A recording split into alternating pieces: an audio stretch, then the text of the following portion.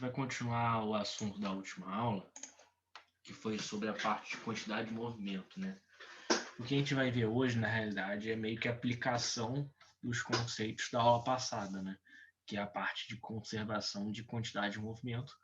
E a principal aplicação que a gente vê para essa matéria é a parte de colisões, né? A gente vai ver que a parte de colisões nada mais é do que aplicar a conservação da quantidade de movimento e assim conseguir estudar o que acontece antes e depois de uma colisão entre dois objetos. É basicamente essa a ideia, tá, pessoal? Então, antes de mais nada, a gente vai preparar uma lista para vocês de física com 10, 15 exercícios de física, todos do Enem, tá? E tudo da parte de mecânica, que foi tudo que a gente viu até agora no curso. Então, a parte de leis de Newton, essa parte que a gente está vendo hoje de colisões, equilíbrio, cinemática e tudo isso que a gente viu até o momento, a gente vai fazer uma listinha e a gente vai pedir que vocês tentem fazer até um certo dia para vocês treinarem, né? E todas as questões vão ser do Enem para ser bem direcionado, tá, pessoal? Então, dado esse recado, vamos começar aqui a nossa aula. Então, pessoal, a gente viu na última aula um conceito interessante sobre a parte de quantidade de movimento, né? A gente muitas vezes a gente avalia muito o movimento de um corpo ou o movimento de um carro, uma pessoa, a partir da velocidade, da posição, da aceleração. Só que a quantidade de movimento ela tenta unir duas grandezas importantes da física, que é a massa e a velocidade, né? Então a quantidade de movimento, que é esse Qzinho que a gente está vendo, é justamente uma grandeza que avalia massa vezes velocidade. Ela é uma grandeza vetorial, né? Então, muitas vezes, essa grandeza, né, essa variável é utilizada principalmente para avaliar isso que a gente vai ver hoje, que é a parte de colisões. Porque a colisão, somente a velocidade ou somente a massa do corpo não necessariamente é suficiente para você avaliar uma colisão. Isso porque uma colisão de um carro num poste é muito mais violenta do que a colisão de uma bicicleta sobre o poste. Isso ocorre porque o carro tem uma massa muito maior em relação à bicicleta. Então, a quantidade de movimento exatamente pega a variável da velocidade e da massa e une e cria uma outra grandeza, né? Então, o princípio fundamental que a gente vai usar aqui para avaliar as colisões é o princípio da conservação da quantidade de movimento, tá, pessoal? Tudo que em física fala em conservação de alguma coisa significa que o total antes é igual ao total depois de algum evento.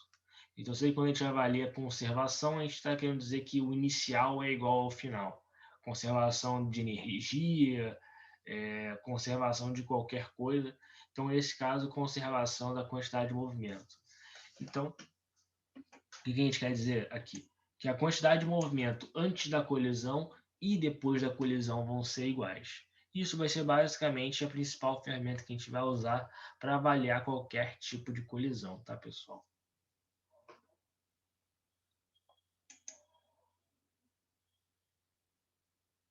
Então, antes de a gente começar a falar dos detalhes da colisão em si, né, a gente vai ver aqui um conceitozinho de movimento relativo, que eu imagino que vocês já tenham visto em algum momento, que é o conceito de movimento relativo entre dois corpos em movimento.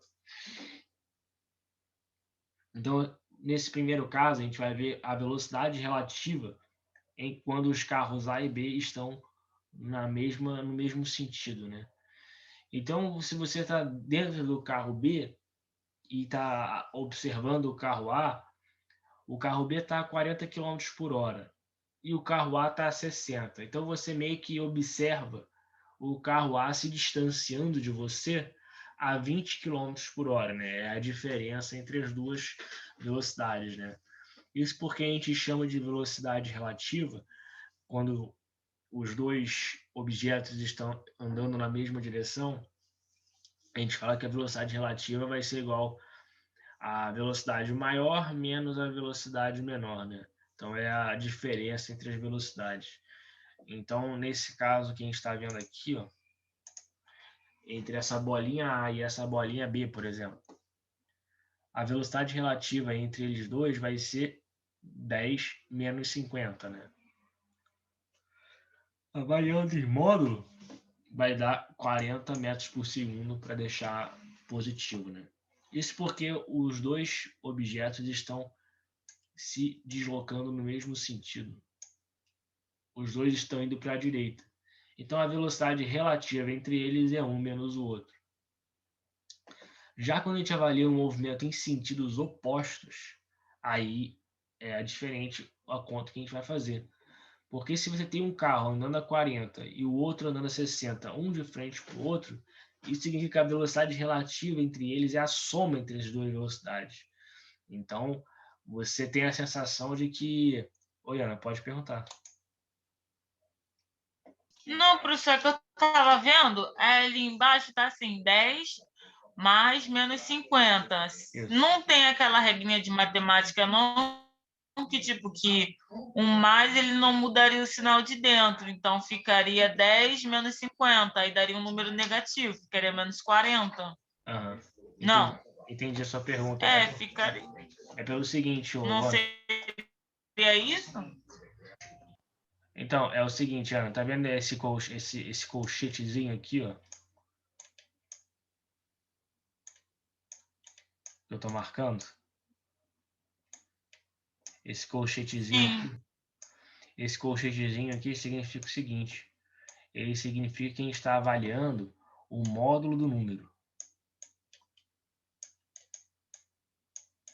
O que significa isso? Isso significa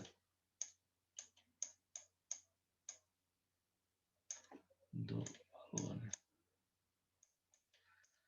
Isso significa que quando a gente coloca esse colchete, a gente está querendo dizer o seguinte: a gente só está avaliando a soma do módulo de VA mais o módulo de VB. O que significa? A gente está só interessado no valor, a gente não está interessado no sinal dele.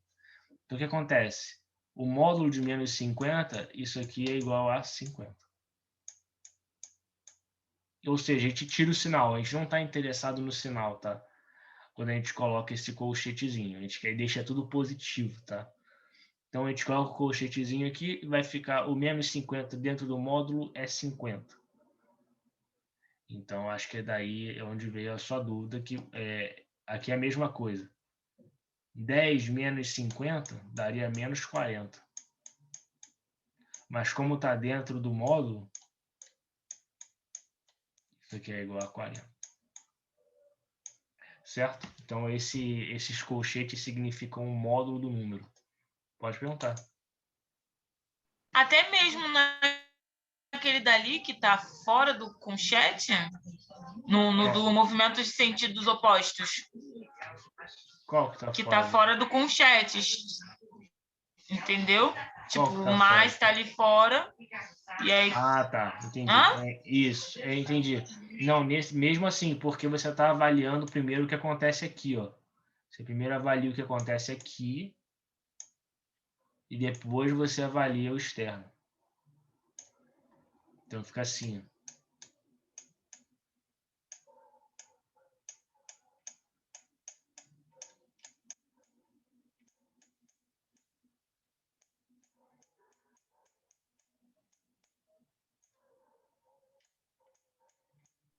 Professor, então qualquer número que está negativo no módulo se torna positivo, é isso? É isso mesmo. Todo valor que fica dentro do módulo, você está querendo dizer que você quer só saber o número dele. Você não está interessado no sinal. Então por isso que está esse colchetezinho aqui. Tá bom?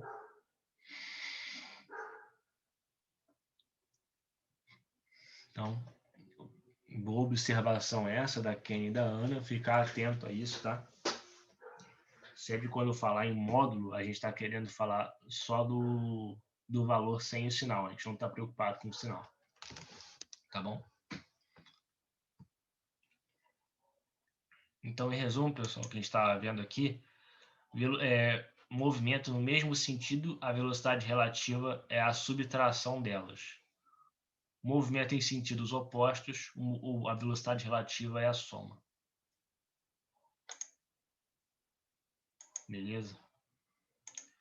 Então, com esses conceitos na cabeça, pessoal, a gente vem uma definiçãozinha aqui de colisão, que é uma definiçãozinha que eu vou ser sincero para vocês, eu acho que não é tão relevante, tá?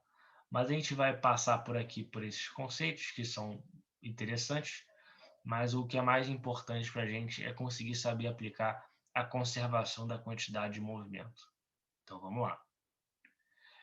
Então, eu tenho aqui um coeficiente de elasticidade, né? O que ele está querendo dizer com isso? Você tem uma colisão entre dois objetos.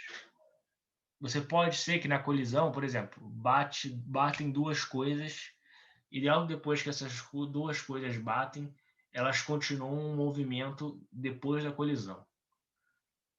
Ou eles podem bater e parar logo depois, né? Eles batem e param. Então, isso para cada tipo de colisão, para cada tipo de fenômeno que acontece depois da colisão, a gente avalia isso através de um coeficiente, que é o coeficiente de elasticidade. Ele nada mais é do que a razão entre a velocidade relativa de afastamento, né? Então, esse aqui é a velocidade relativa de afastamento e esse aqui é a velocidade relativa de aproximação, né? Então, basicamente, vai ser o seguinte. Esse aqui vai ser a velocidade relativa antes da colisão.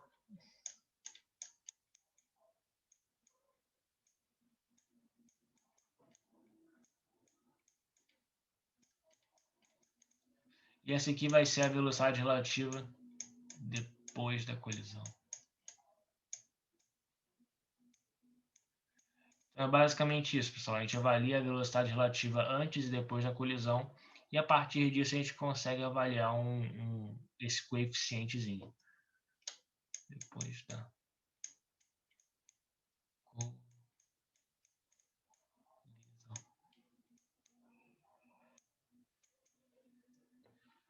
Então, uma observação importante é que a velocidade aqui em cima, ela é metros por segundo. A velocidade aqui embaixo também metros por segundo. Então, esse coeficiente é adimensional, ele não tem nenhuma dimensão, né? Então, esse coeficiente não tem dimensão, ele é adimensional. Aqui, ó, ele é adimensional, tá? Isso é uma observação importante. Outra observação importante está associado com isso que a gente conversou agora há pouco. Olha só os colchetes aqui, ó. A gente está só tratando do módulo dos números, a gente não está interessado no sinal, tá? Então, esse valor de L é sempre positivo ou zero. Então, ele não tem como ser negativo, porque os números em cima e embaixo são sempre positivos. E esse coeficiente, ele sempre vai ser avaliado entre 0 e 1. Ele sempre vai variar entre esses dois valores, tá, pessoal? Alguma dúvida? Fez sentido? Bem, é só uma definição, né? Vou mostrar para vocês mais ou menos o que significa esse coeficiente. Então, se o coeficiente é igual a 1, significa que a gente está avaliando uma colisão elástica. O que é uma colisão elástica? A velocidade relativa antes da colisão é igual à velocidade relativa depois da colisão.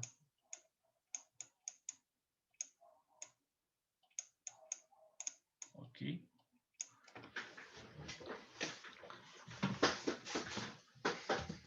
Então a gente pode avaliar esses exemplos aqui, ó. Tem dois carrinhos, eles batem um no outro. Um está a 70 metros por segundo, o outro está a 10 metros por segundo. Qual é a velocidade relativa antes da colisão? Como eles estão indo em sentidos opostos, ou seja, eles estão indo no sentido de colidir um com o outro, a velocidade relativa vai ser a soma entre eles dois. Então, 70 mais 10, 80 metros por segundo. Depois da colisão, o carrinho A apresentou uma velocidade de menos 50 metros por segundo e o B apresentou uma velocidade de 30, já em sentidos contrários, né? Porque eles se colidiram e agora estão andando na direção contrária que eles estavam depois da colisão, com essas velocidades. E qual vai ser a velocidade relativa entre eles? Vai ser, nesse caso, vai ser como eles estão mais uma vez, em sentidos opostos. Então, na colisão eles estavam em sentidos opostos e depois da colisão eles também estão em sentidos opostos. Então, a velocidade relativa entre eles vai ser novamente 50 mais 30, 80 metros por segundo. Como um é igual ao outro, o E vai ser um sobre o outro, né? 80 sobre 80 é igual a 1. Então, trata de uma colisão elástica. Colisão elástica, então, vai estar associada a um sistema conservativo. Por quê? Não teve nenhum tipo de dissipação de energia nessa colisão. Porque toda a energia que foi utilizada na colisão não foi dissipado para nenhum outro ambiente, porque as velocidades a velocidade relativa se manteve a mesma, né? Então, para o sistema não ser conservativo, a velocidade relativa depois da colisão tem que ser menor. Ok?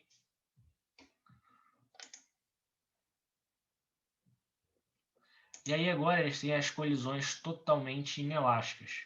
Essa é aquela colisão clássica, né, que você tem o choque entre dois carros e os dois carros logo depois do choque eles param. Eles não têm aquela velocidade de volta, né? Eles têm o choque, mas eles, depois do choque eles não têm aquela velocidade de afastamento.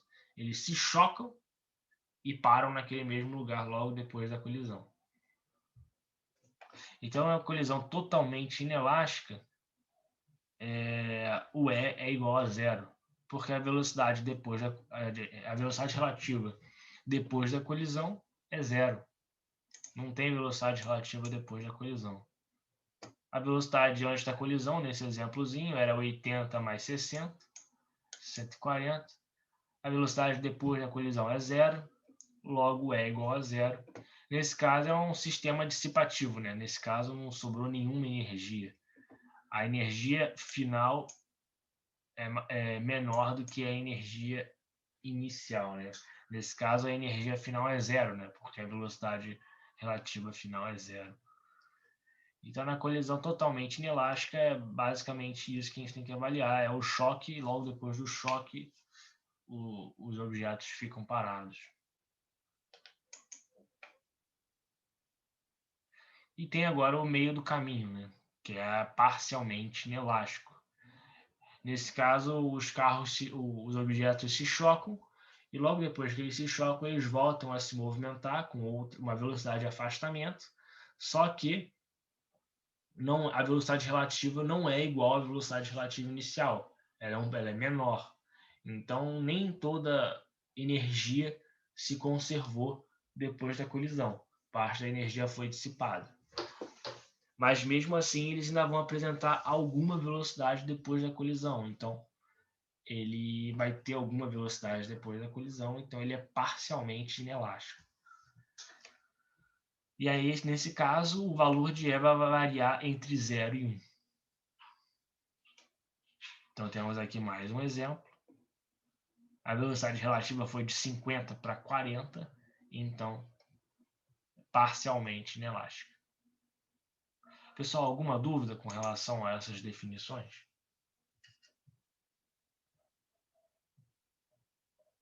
Não, professor. Então, vamos ao que interessa na aula de hoje, que é resolver dois exemplos, tá? Então, vamos lá, pessoal, vamos resolver esses exercíciozinhos aqui. Então, nesse caso, a gente tem aqui, ó, antes da colisão e depois da colisão, né? É uma colisão unidimensional de duas partículas. Ele quer que a gente calcule a relação entre as massas A e B. Então, o que a gente tem que fazer aqui, pessoal? Todo o exercício de colisão ele é muito parecido. É basicamente saber fazer a conservação da quantidade de movimento.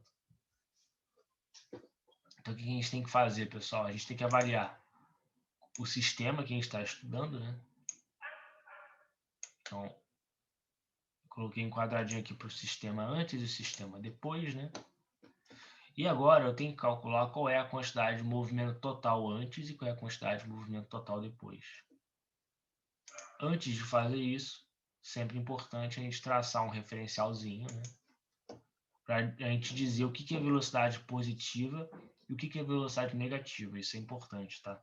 Porque aqui a velocidade, você tem que colocar o sinal da velocidade para avaliar a quantidade de movimento. Aquele valor em módulo que a gente estava conversando é na velocidade relativa. Aqui a gente está falando da quantidade de movimento. E na quantidade de movimento, tem que tomar cuidado ao fazer, tomar cuidado com os sinais, tá?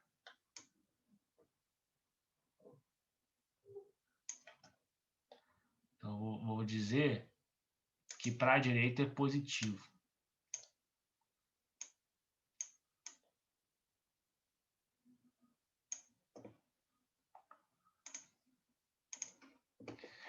Então, pessoal, eu vou avaliar a quantidade de movimento antes e depois. Primeiro, vamos ver qual é a definição de quantidade de movimento. É igual a massa vezes velocidade.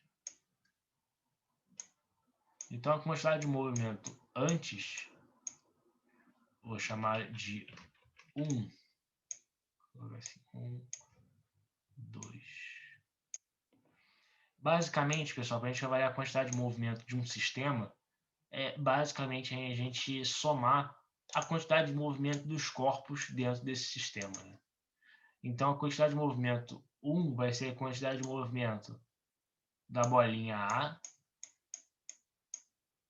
na situação 1, mais a quantidade de movimento de B, né,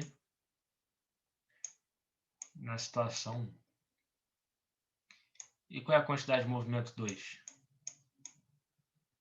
É o mesmo raciocínio. Quantidade de movimento de A na situação 2.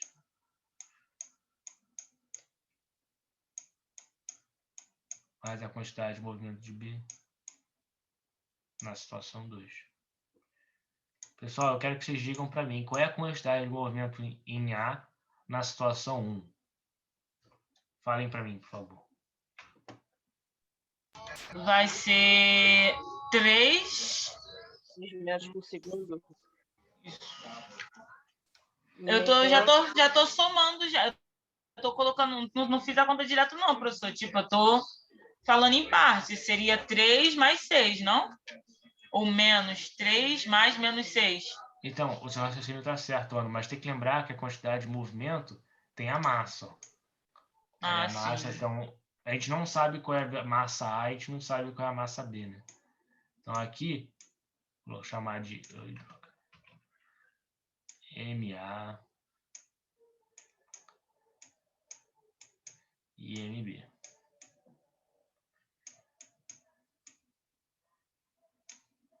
Então, a quantidade de movimento em A, assim como a Ana estava explicando, vai ser a massa A vezes a velocidade de A na situação 1.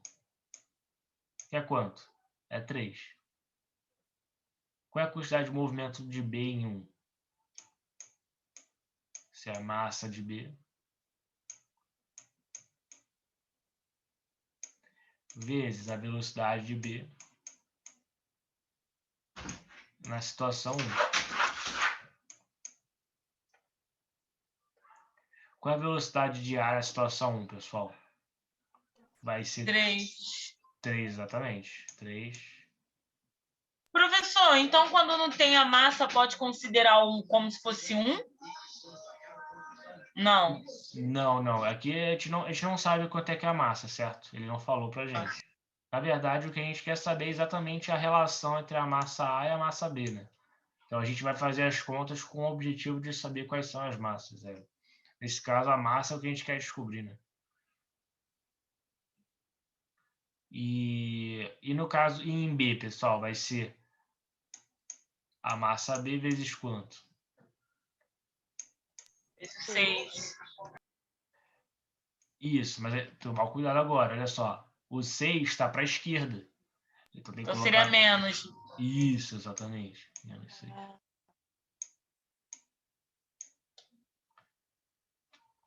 Agora vamos fazer o 2. Mesmo raciocínio, pessoal. Massa A vezes a velocidade de A na situação 2, mais massa B vezes a velocidade de B em 2.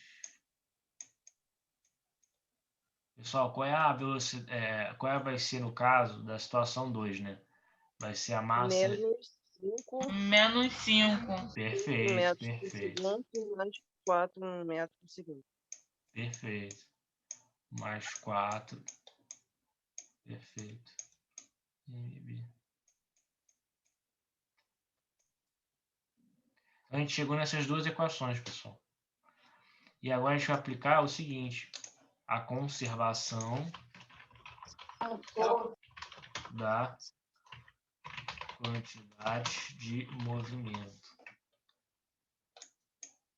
O que isso significa, pessoal? É basicamente fazer o quê?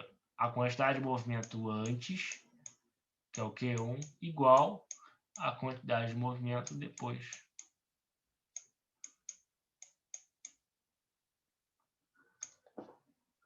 Então eu vou igualar essas duas equações.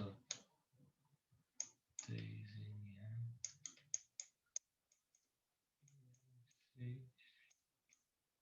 MB igual a menos 5MA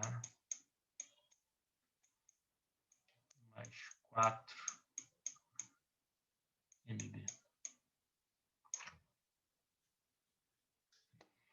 Posso simplificar, ó, vou jogar esse MA para a esquerda, vou jogar esse MB para a direita. Então vai ficar 3MA mais 5MA igual 4MB mais 6MB.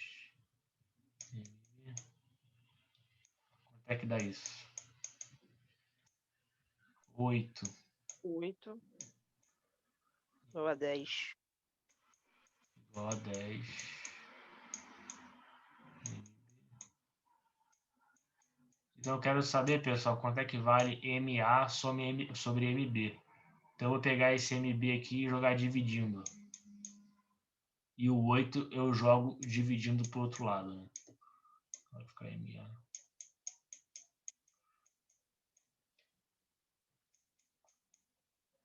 Divididos por MB. MA sobre MB é igual a 10 sobre 8.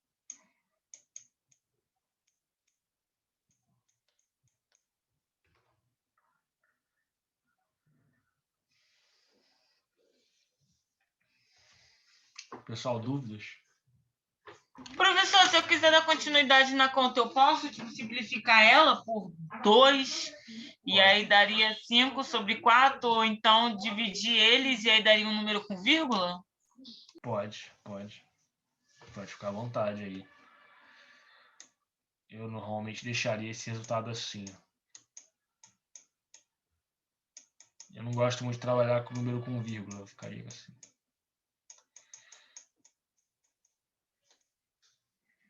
Mas é a mesma coisa.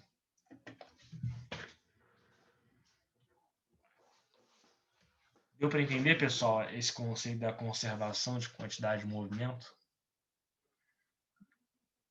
Não é tão, as contas não são tão, né, difíceis, né? Mas é o que eu sempre falo, pessoal. Treinar o máximo que vocês conseguirem. A gente vai fazer uma listinha aí, eu acho que 10, 15 exercícios, tudo do Enem, a gente vai colocar tudo do Enem para ver se motiva vocês a tentarem fazer, né? Mas eu também acho essa parte mais fácil do que algumas coisas que a gente viu antes. Isso é verdade. Eu acho também. A conservação realmente é bem mais fácil do que os outros partidos. mais simples, né? Mais simples, eu também acho. Então, a gente vai fazer uma listinha com o exercício do Enem, pessoal. Semana que vem a gente vai passar para vocês e aí eu vou pedir para vocês tentarem fazer. Vão ser 10 a 15 questõezinhas só de mecânica. Até agora, tudo que a gente viu foi mecânica, leis de Newton e tal, e aí vai ter também alguma coisa de colisões também. E aí eu vou pedir para vocês tentarem fazer e tirarem dúvidas no plantão de dúvidas e tal, que o Rafael vai estar à disposição, né? Ele vai fazer alguns exercícios das listas junto com vocês, né? A Ana tá falando aqui que tá gostando da física agora. A física é legal, pô. Eu confesso, professor, eu até peço desculpa por não ter feito nenhuma lista do exercício, mas eu vou procurar fazer para poder organizar e mostrar alguma coisa, né? Vocês tentem fazer.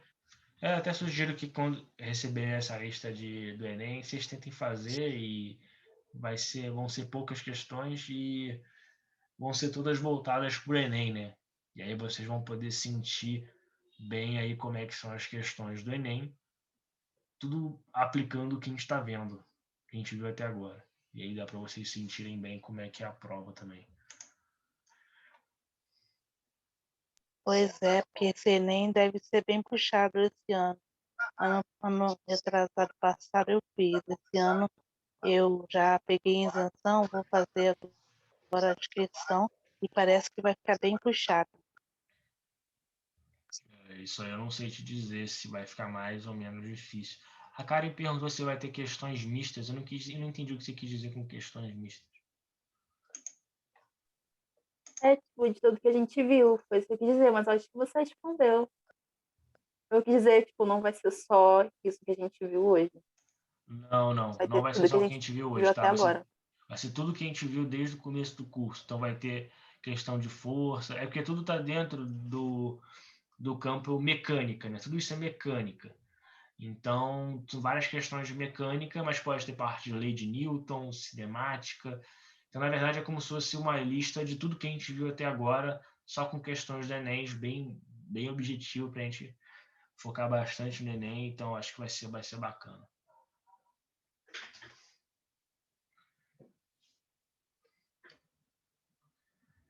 Então, pessoal, vamos fazer esse segundo exercício aqui, ó, dessa mesma matéria. Então, olha só, pessoal. Ele quer que a gente calcule a velocidade do trem, do trem, essa velocidade V aqui, ó. A velocidade V depois da colisão. Então, eu posso até colocar uns números. Eu sei que vocês preferem fazer as contas com números, né? Então, eu vou chamar isso aqui de M1 igual a 5, né? Quilos.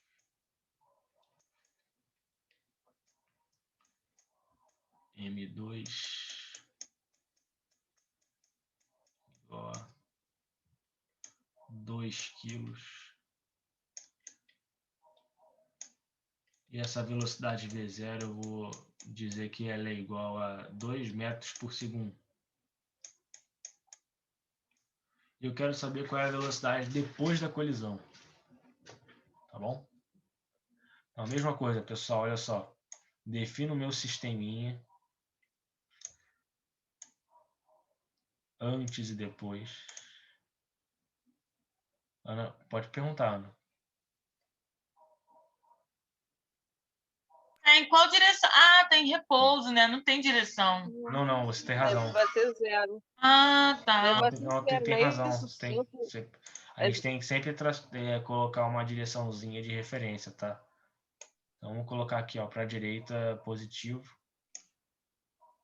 Professor, então nesse caso vai ser 5 mais 0? Vai ser 5 mais 0. Exatamente. Se tem algum corpo parado, a quantidade de movimento é massa vezes velocidade. A massa nunca é zero, né, pessoal? Se a massa é zero, o objeto não existe, né? Então, se a velocidade é zero, então a quantidade de movimento é zero. Então, é exatamente esse raciocínio. Pode perguntar, Ana. Não seria 5 vezes o zero? Não. Não, né? Não, vai ser 5 vezes V0, né? Uhum. Mais 2 vezes 0. Porque o 2 está parado.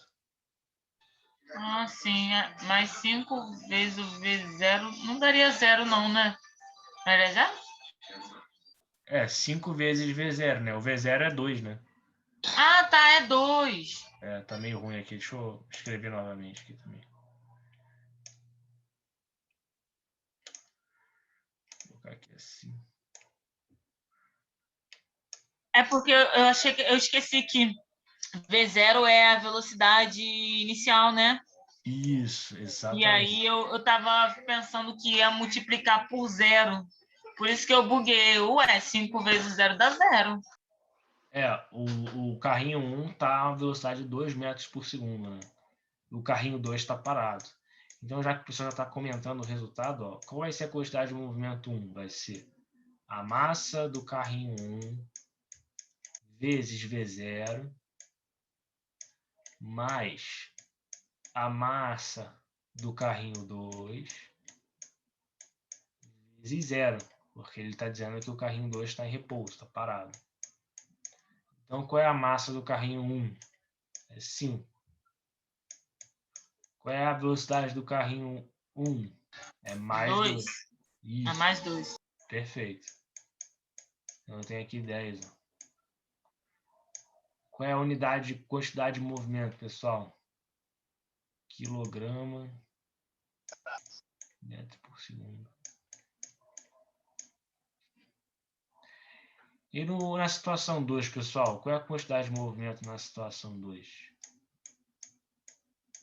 Vai ser a massa 1 vezes a velocidade V1. Velocidade V, né? Ele chamou essa velocidade V. E notem que logo depois da colisão, o carrinho 1 e o carrinho 2 eles se movimentam juntos, né? Eles têm uma mesma velocidade depois da colisão. Então, isso aqui vai ser M2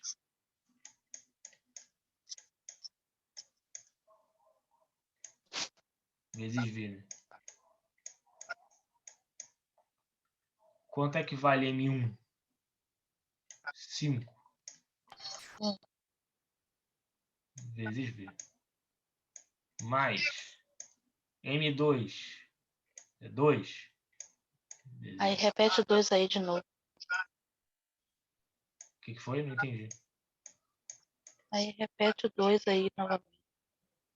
Isso. Então, pessoal, conservação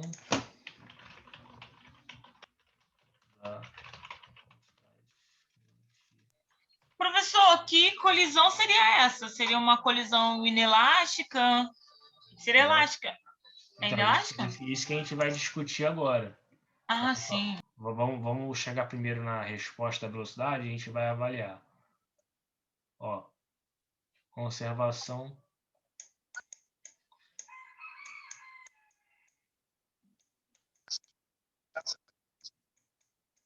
quanto é que vale o Q1? É 10.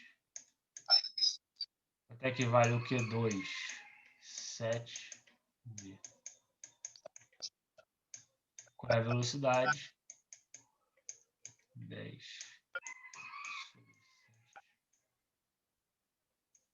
metros por segundo. Então, antes de a gente, pessoal, avaliar o tipo de colisão, eu quero perguntar para vocês, alguma dúvida nessa parte de conservação de quantidade de movimento? Que, na verdade, o mais importante é a gente saber fazer essas continhas, tá? De saber avaliar antes e depois. Isso é mais importante. Pode perguntar, pode perguntar. Eu só ia pedir para o senhor depois voltar naqueles slides para eu ver o nome, se não for problema de tipo colisão inelástica e tal. parcialmente. É porque eu não deixo no peso.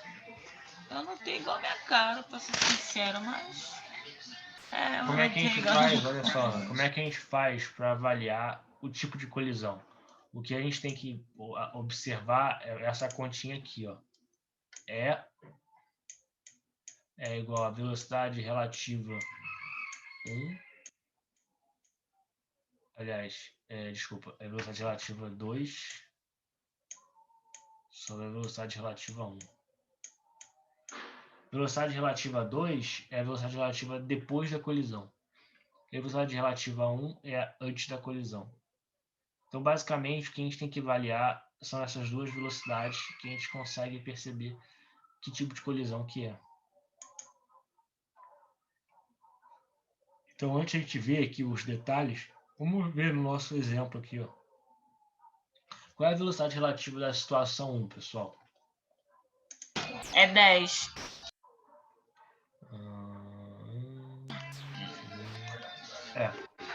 Vai ser 10, né?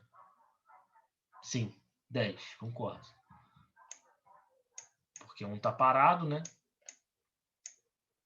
A velocidade relativa a 1... Desculpa, a velocidade relativa a 1 é 2, né? Por que seria 2, professor? Tipo, eu peguei... Ah, não, eu peguei a massa final, desculpa. Por isso que eu falei 10. Você falou a quantidade de movimento, né? A quantidade de movimento é 10 mesmo. A velocidade relativa a 1... Pessoal, se a gente tem um corpo parado e um corpo a 2 metros por segundo, a velocidade relativa básica é 2 metros por segundo, porque se tem um parado, ele não influencia em nada, tá?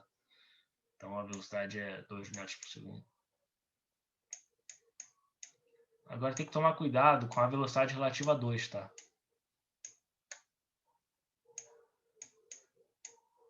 Por quê? Nesse caso, os dois corpos estão na mesma velocidade.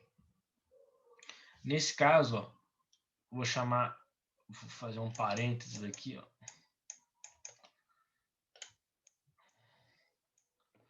A velocidade 1, depois da colisão, é 10 sobre 7, né?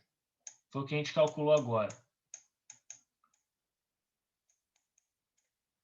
A velocidade 2, do bloquinho 2, é a mesma coisa.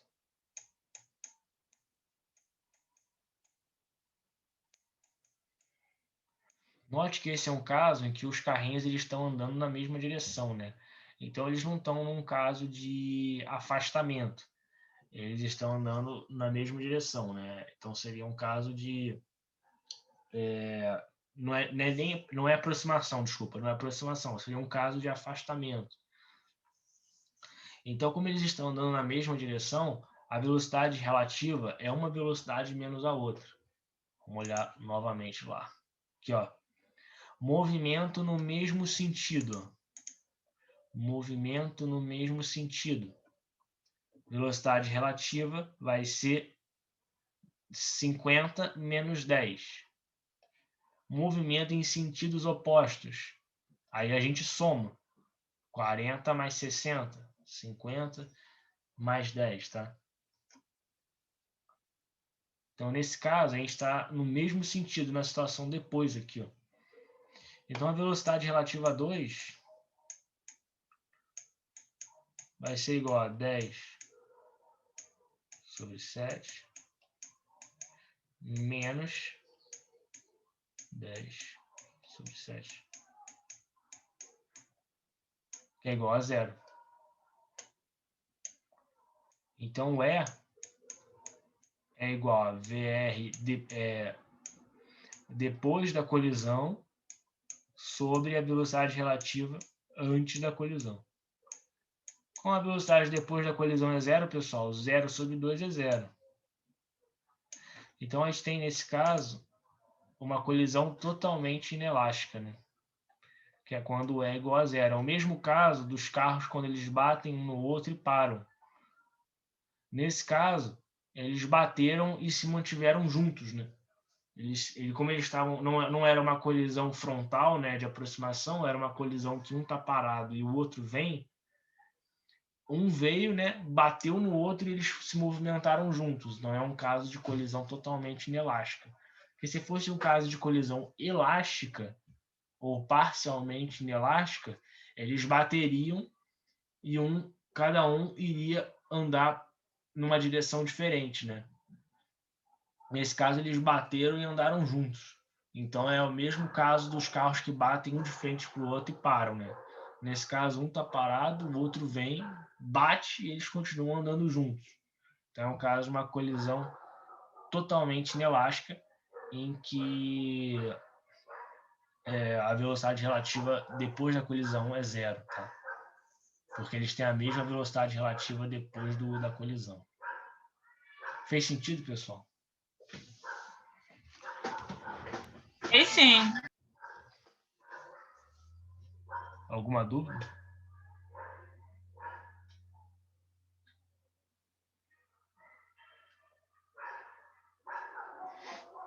Por aqui tá Pessoal, tranquilo também, professor.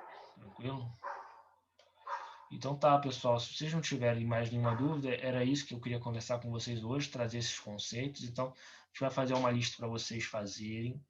Peço que vocês tentem fazer, a gente vai dar até um prazo para vocês fazerem, uns 20, sei lá, 30 dias e tal, mas é aquilo, não vale nota, não vale nada, vocês podem fazer no tempo que vocês puderem, né? Mas tentem fazer porque, como vai ser tudo do Enem, vai ser tudo do Enem, então eu acho que vale a pena vocês pelo menos tentarem, e aí vocês também já conseguem se adaptar à prova, né? Eu acho que todo mundo vai fazer Enem, certo?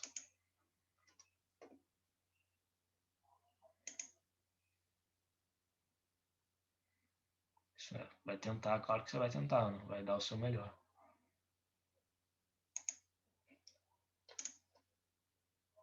Essa parte da matéria, o pessoal, eu também acho um pouco mais